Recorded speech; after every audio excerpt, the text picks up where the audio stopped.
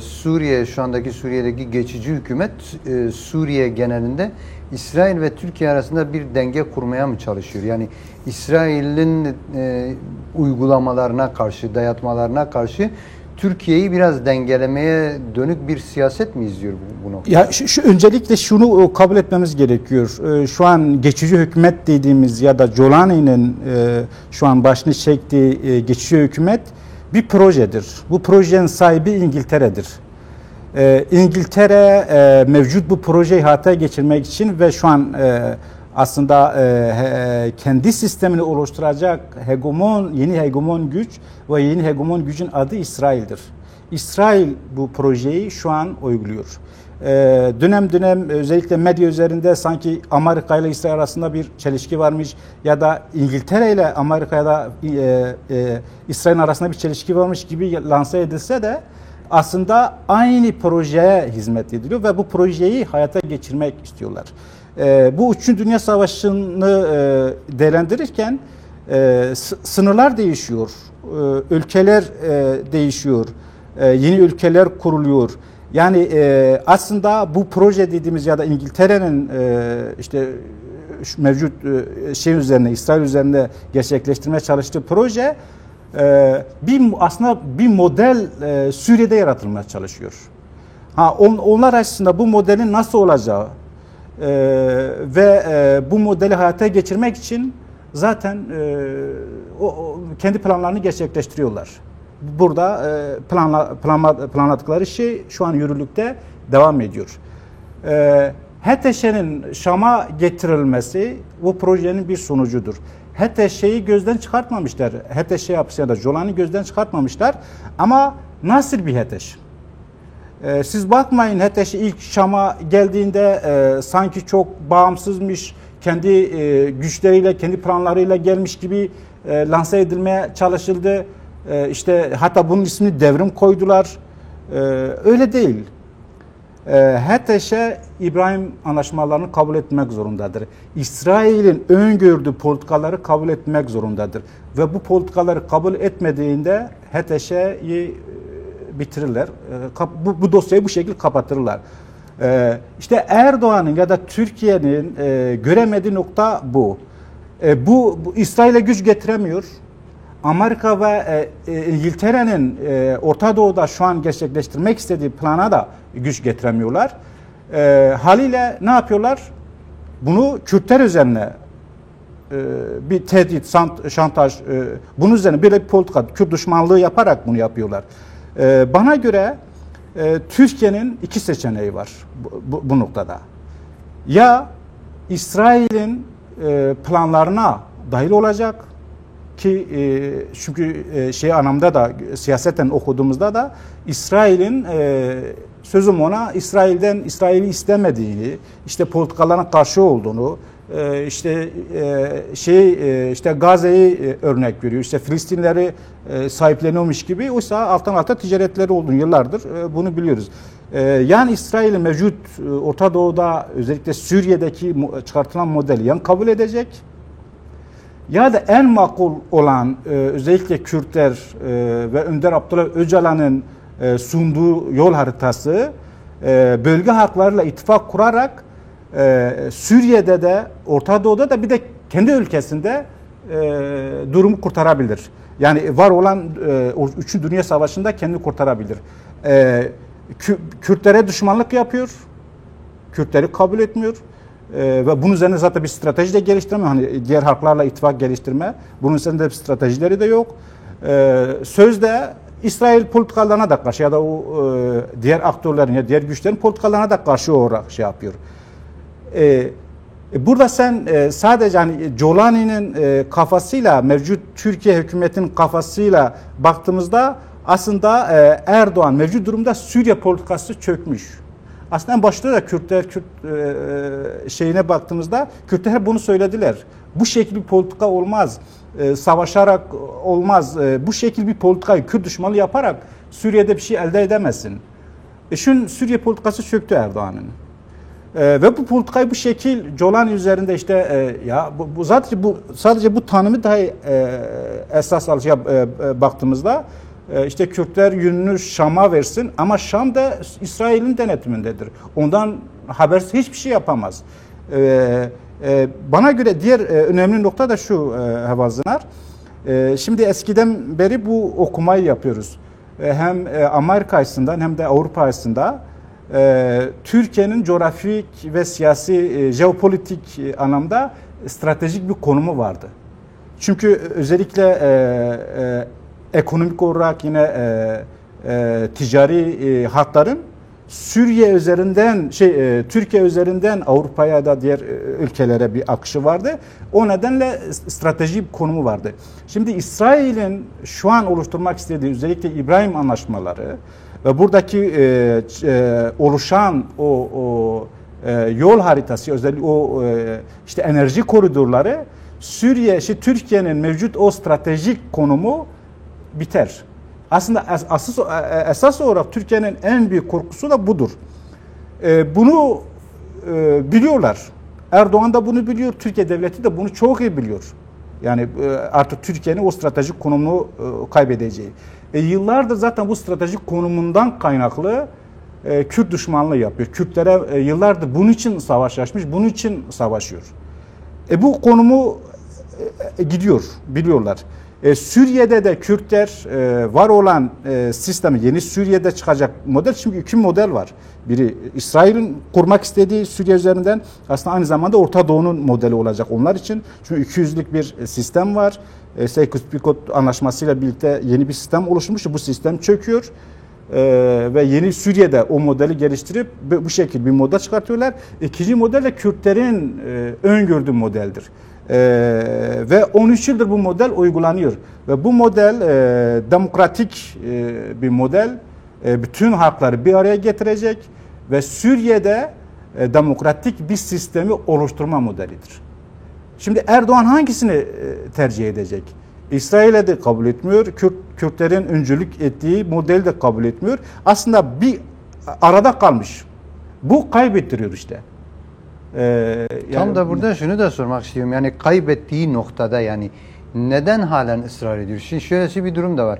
Hani Bertin'in Suriye politikası iflas etti ve bölgede yavaş yavaş kendi konumu da sarsıntıya giriyor. Yani farklı bölgeler üzerinden Türkiye'nin de çatışmaya çekilme durumu var. İşte Kıbrıs üzerinden, Suriye üzerinden.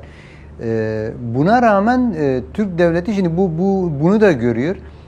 Bu eksende mesela Kuzey Kürdistan'da ve Türkiye'de Abdullah Öcalan'a başvurarak mesela işte Önder Apo'nun da başlattığı demokratik toplum ve barış sürecini de geliştirerek bir girişimde bulundu. Ama bunun Rojava'ya yansıması neden olmuyor? Yani bir yerden Kürtlerle barış yapmaya çalışırken diğer taraftan Kürtleri düşman ilan ederek bu süreci nasıl yönetebilir? Nasıl kendini kurtarabilir? Var mı öyle bir olasılık? Bana göre Erdoğan'ın hani Önder Abdullah Öcalan'ın başlatmış olduğu demokratik çözüm perspektifinde Önder Abdullah Öcalan demokrasiyi dayatıyor, hukuku dayatıyor değil mi? Çözümü bunun üzerinde geliştirmeye çalışıyor ve bunu daha kapsamlı tartışmamız gerekiyor. Bana göre Erdoğan bunu istediği için değil, yapmak zorunda kaldı. Erdoğan elinde gelse iddia ediyorum bu saniyede bu bahsettiğimiz süreci bitirir.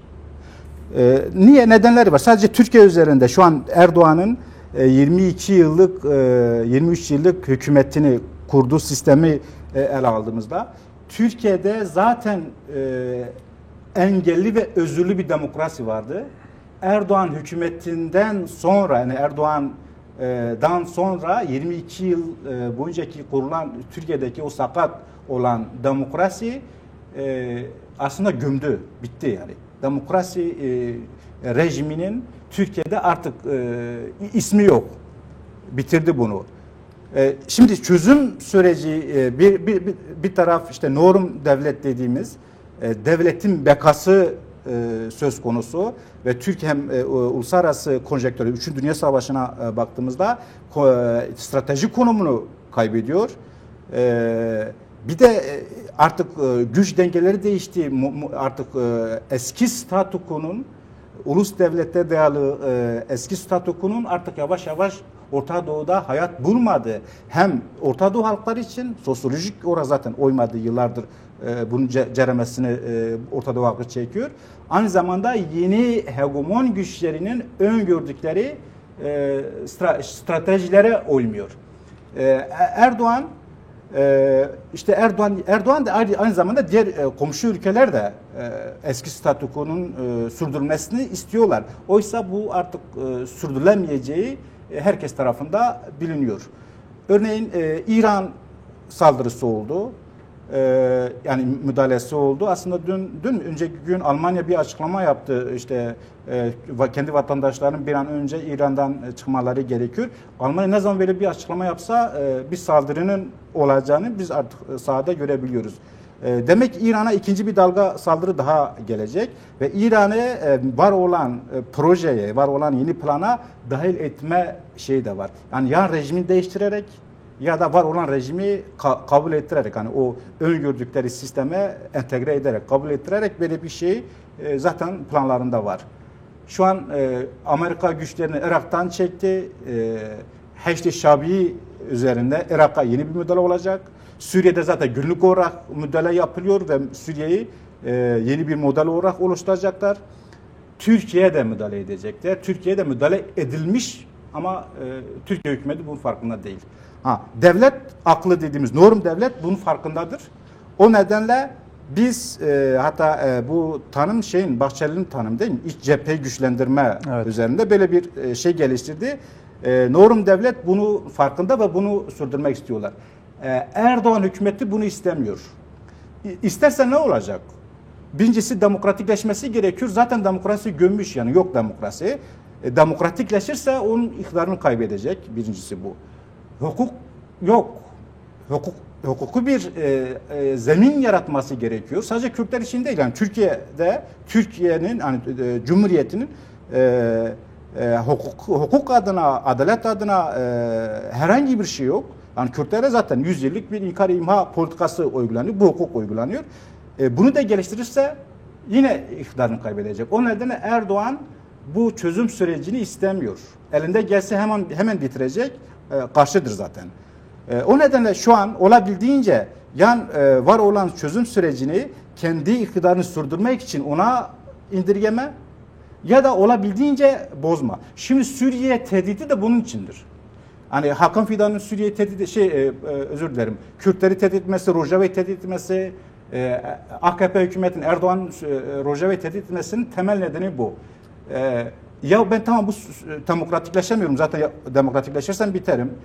Hukuki bir zemin de yaratamıyorum. Eğer yaratırsam biterim. En azından kendi kamuoyuma bir şey anlatamam. Suriye üzerinden, Rojava üzerinde, Kürtler üzerinde böylesi bir süreci başlatıp aslında bu süreci bitirme, darbeleme, engelleme hamlesidir. Tehditlerin altında yatan da budur. Ama olsa da olmasa da Türkiye'nin mevcut aslında kurtuluşu Önder Abdullah Öcalan defalarca birçok tarihsel, sosyolojik, güncel her boyutuyla söyledi. Yolu buradan geçiyor. Tarihsel örneklerle doludur. Kürtlerle ittifak yaparsan mevcut Türkiye'nin 100 yıllık demokratik cumhuriyetini, yeni bir ikinci cumhuriyetini kurabiliriz. Ama yapılmasa 10 Gazze olur, savaş olur, yıkım olur. Prüs Savaşı deniyor ya. Prüs Savaşı olur. Aslında Türkiye'nin özellikle Erdoğan yapmak istediği bana yaramıyorsa en azından bir Prüs Savaşı yaratırım. Kaybettirir. Ben de kaybederim, onları da kaybeder. Evet. Suriye'nin geneli açısından şöyle bir yaklaşım vardı. Kürtlerle PKK arasına bir mesafe koyma yaklaşımı. Amerika'nın da böyle bir yaklaşımı vardı. Evet. Ve bugüne kadar hep böyle geldi. Şimdi bu biraz değişmiş gibi. Hatta başta Suriye'ye dönük çok tekçi bir mantık vardı yani. Hatta Dışişleri Bakanlığı bunu reddetmek zorunda kaldı. Yani biz bu kadar Suriye gerçekliğinin tekçi olacağına inanmıyoruz gibi söylemler de geliştirdiler. Bu anlamıyla Suriye'nin politikasında Suriye'ye dönük ve özerk yönetime dönük. Bu ikisinin ortaklaşma veya ortak zeminde buluşma noktasına ilişkin bir siyaset değişikliği var mı acaba? Söylem değişikliği var. Sonunda söyleyeceğim, başta söyleyeyim. Amerika var olan şu an sahada en fazla aktif olarak diyebileceğimiz en önemli kalantorlarından biri Amerika'dır. Amerika bu sorunun bir an önce çözülmesini istemediğini ben düşünüyorum. Nedenleri var. Örneğin başından beri işte bir koalisyon gücünden bahsediyoruz değil mi? Yani tam Amerika var, 74 devlet de var ve Kase'de de var. DAEŞ'e yönelik, DAEŞ'e karşı mücadele koalisyonu resmidir. Yani öyle dönemsel bir ittifak değil. Resmi olarak imzalanmış. Hatta bunu bizzat Mazlum Abdi ile bir röportajımda bunu ifade etmişti. Yani kamuoyu da açıklamıştı. Bu resmi olarak bir ittifaktır. Ve şimdiye kadar benim anladığım Amerika Kase'de ordu modelini, Kase'lerin modelini bütün Suriye'ye mal etmek istiyorlar. Çünkü Kasede'nin hem DAEŞ'e karşı mücadelesi ve bölgedeki savunma performansı, donanımı, hatta toplumun değerlerini savunma şeyini biliyoruz. Aslında bunu en uygun bir model olarak görüyorlar. Bana göre de en uygun savunma gücü de yine Kasede'dir. Kasede'nin içinde, Kasede'nin yarısından fazla kadın savaşçılardır. Şimdi bu olursa Suriye'de gerçek anlamda bir savunma olarak toplumun, halkın güvenlik kaygılarını ortada kaldırabilir yani. Çünkü herkes kıyı şeridinden tutalım diğer bütün bölgelerde Suriye'nin genelinde bir güvenlik kaygısı var. Yani HTŞ'ler ne zaman kapıyı çalıp içeri girip onları öldürecek diye insanlar korkuyor. Böyle bir korku da var. O nedenle Amerika'nın özellikle Kasede üzerine yaptığımızda böyle bir politika yapıyorlar. Dönem Türkiye'nin özellikle baskıları işte YPG, YPJ, işte Kasede PKK ile bağlantılandırmaya çalışıldı. Bu tutmadı. Zaten daha önce PKK tarafından da defalarca açıklaması yapıldı. Biz Kasede'yle herhangi bir organik bağımız yok. Hukuksal olarak da yok. DAEŞ savaşında, DAEŞ'e karşı ilk Kobani savaşında Amerikalılar da asker gönderdi, kendi güçleri gönderdi. Birçok farklı güçler de DAEŞ'e karşı, Irak'ta da DAEŞ'e karşı savaştı. PKK gerillaları da DAEŞ'e karşı savaştı. O nedenle bu bir şey değil, bir gerekçe değil. Şimdi PKK kendi feshetti, değil mi? Haliyle PKK'nın Kasede ile ya da PKK gerillalarının Kasede ile bir bağı yok. Yapamaz. O nedenle bu özellikle Amerikan resmi olarak Tom Barak'ın ya da Amerika'nın söylediği son derece doğru bir tespittir. Çünkü hani bir de aynı zamanda kendi ittifak güçleri olarak görüyorlar. Resmidir. Yani söylem değil bu. Resmi belgelidir. İttifak gücüdür. Peki bunu Türkiye'ye karşı yapılmış bir açıklama olarak görebilir miyiz? Yani Türkiye ısrarla YPG'nin PKK'liler tarafından yönetilen veya PKK uzantısı bir yapılanma olduğunu iddia ediyor. Bunun bu şekilde dile getirilmiş olması acaba Türkiye'ye karşı yapılmış bir açıklama mı? Türkiye nasıl karşı olabilir ki? Birincisi PKK Türkiye'ye karşı bir ateşkes ilan etmiş, kendini feshetmiş ve olan süreci demokratik bir şekilde süreci ilerlemesini, onun mücadelesini yürütüyor. Kuzeydoğu Suriye'deki gelişmelere bakalım. Şimdiye kadar ne özel yönetim yetkilileri, ne de Kasede, ne de YPG, ne de YPJ Türkiye'ye karşı herhangi bir tehditleri ya da müdahaleleri, savaşı olmamış. Bu kurgusal bir şeydir. Yani altında yatan var olan şeye, yani Kürtlerin kazanımlarına müdahaledir, gerekçedir aslında. Oysa gerçek anlamda öyle bir şey yok. Zaten Kasede güçleri de, özel yönetimde Türkiye devletiyle de diyaloğa hazırız. Müzakere yapmayız. Varsa bir sorun çözebiliriz diyalog şeyle. Asla tehdit edecek ya da Türkiye'ye karşı bir savaş kararı hiçbir yerde duymadık. Yapmamış yani. Türkiye'ye karşı bir eylemleri de olmamış. Ama kurgusaldır.